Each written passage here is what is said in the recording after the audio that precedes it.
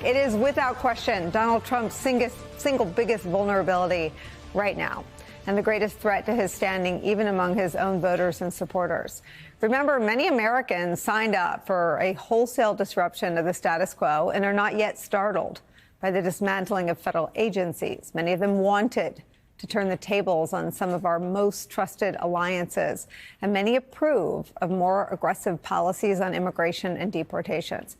But what no one, not a single voter, signed up for was an economy that is right now flashing red, in a state of mortal danger. Just look at how the Dow closed today, down around 700 points. Related or not, just this afternoon, Jerome Powell, chair of the Federal Reserve, expressed some concern today, suggesting tariffs and the uncertainty surrounding their implementation could soon force the central bank to balance two somewhat conflicting goals: controlling inflation and supporting economic growth. The New York Times today adds a new layer to all this. Quote, economists and policymakers are still rubbing their eyes in wonder that an American president single-handedly threw the world into such economic turmoil and then celebrated. Consumer and business confidence has plunged. Uncertainty is paralyzing purchases, from a new home or car to a new factory. Investors have signaled their lack of faith in the U.S. economy by selling off Treasury bonds. That's the traditional haven when the outlook darkens. Again, these developments aren't just a threat to the people of this country and our nation's general sense of self and well-being. They also happen to represent what could be the gravest threat to Donald Trump's political standing ever since he came down the escalator. Recent polling suggests Trump is underwater on the economy. 56% of Americans disapprove of his handling of it. Just 44% approve. But that's the top line. Look deeper. Puck reports this, quote, even Trump's own voters are starting to express real concerns about his ability to bring down costs and manage the economy, an area that was once seen as a key strength of his, given his status as a quote-unquote businessman and candidate and president. Echelon found that while 74% of Trump 2024 voters strongly approve of his immigration policies, just 53% of his voters strongly approve of his handling of the economy. Indeed, there are red flags for Trump lurking in every corner and crosstab of the Echelon poll. Only 44% of voters approve of his handling of the economy, down 5 points since February. On tariffs, 55% of voters disapprove, up 6 points from February. A massive 70% of all voters now say they are concerned about tariffs. A measly 11% of voters say tariffs should be a top priority for the U.S. economy, a hilariously bad number for a key presidential priority. Today, those starved for signs of life from Trump's political opposition would be heartened to see what is actually happening, especially what California Governor Gavin Newsom announced, that he and his attorney general are suing the Trump administration in federal court over those sweeping tariffs. Watch. We're asserting ourselves on behalf of 40 million Americans. And I imagine if you caucus those 40 million Americans, you'd find few, I don't care where they were in the last election, that are celebrating this uncertainty, that are celebrating the largest tax increase in modern U.S. history. It's where we start today with some of our most favorite experts, reporters, and friends. CNBC senior economics reporter Steve Liesman is back. Also joining us, David Frum, staff writer for The Atlantic, host of the new video podcast, The David Frum Show. With me at the table, New York Times editorial board member, MSNBC political analyst Mara Gay's here. All right, Steve, I feel like everything, you're E.F. Hutton. I just dated myself forever, but what you say comes to pass, sometimes not in the next news cycle, but certainly by the next couple. And the economic underpinnings of what roiled the markets seem to have seeped into the minds of the voters and the people of this country, but perhaps more notably today, the Fed chair. Tell us what's on your radar. So we got a 1-2 tariff punch to the market today. We began down sharply when NVIDIA, which you may know is one of the highest flyers of the 7 highest flying stocks we had, announced that it was going to take a very large charge because of a new a restriction being put on the export of chips that it had designed to meet prior export restrictions.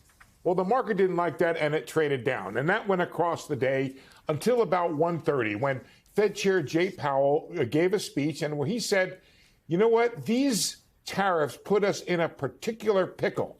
We cannot cut rates to save the economy if there's a downturn or a recession, because the tariffs threaten inflation. And only when we are sure that the inflation is temporary can we come in and cut interest rates.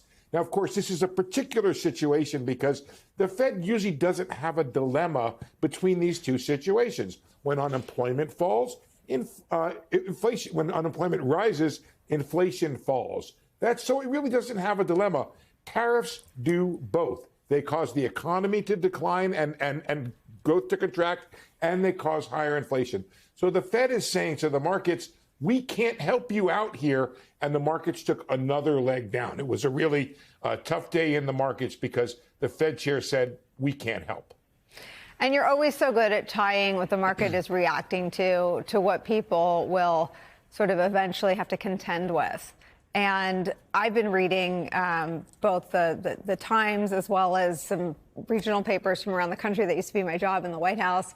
And people are starting to apply local sort of needs and products to the global crisis that Trump has created. And people are starting to understand that things that are made here and things that are needed here to make things here are all in jeopardy. I mean, that's right. And I mean, honestly, if the president had stopped for a second to think about any of this stuff, he almost certainly would have come up with a very different policy. But you can see, like when he first put tariffs on the auto companies, 3 days later, he came out and he got rid of them. And then he said, well, no, the auto companies need a little more time. Then he put them back on. Then he took them back off. It's really kind of very difficult for anybody to plan anything right now. But also, what we're learning is just how reliant we are on the imports that we get. If we could have been making it here, we would have been making it here. But there's something I looked at, Nicolle, which I think is instructive. There's a thing called raw metals, the making of steel. And there's also fabricated metals.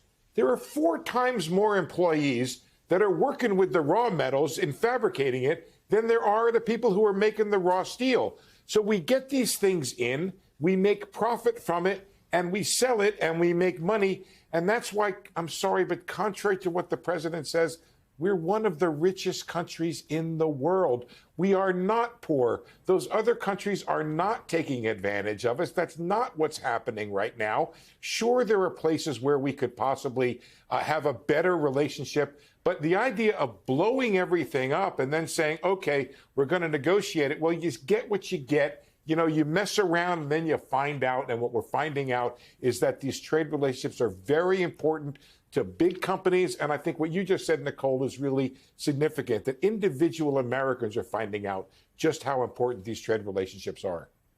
What is the posture of sort of the largest retailers in the country? I mean, my son plays travel baseball, so you go into lots of places, and Walmart is where if you forgot something you need, if you forgot a glove or a sock, they have that. If you need groceries, they have that. I mean, they can be sort of a beating heart of just about anywhere you go. These recognizable retailers that have everything on the shelves at affordable prices. What is the prospect for their ability to sustain prices and sustain supply? Well, they're warning about all of that. They're warning that their profits may not be so high, it may be lower than they had been. They're worried about the supply of things. It's interesting you use that word supply, Nicolle, because what happened in the pandemic was what's called a supply shock. We couldn't get the stuff we needed. You stopped making cars because you couldn't make chips. And then the whole thing sort of cascades down, and then prices go up. This is going to be a supply shock. It's not like we can't live without these things and won't do okay, but what's going to happen is prices will go up or products won't be available. It's very indicative of what happened during the pandemic, and you have to brace for that. And it's quite remarkable. The pandemic was something that was created by nature and spread. This is something that is completely man-made. And I always say, don't mess around, because The world will come at you with things you haven't thought were coming your way, and you'll have to react.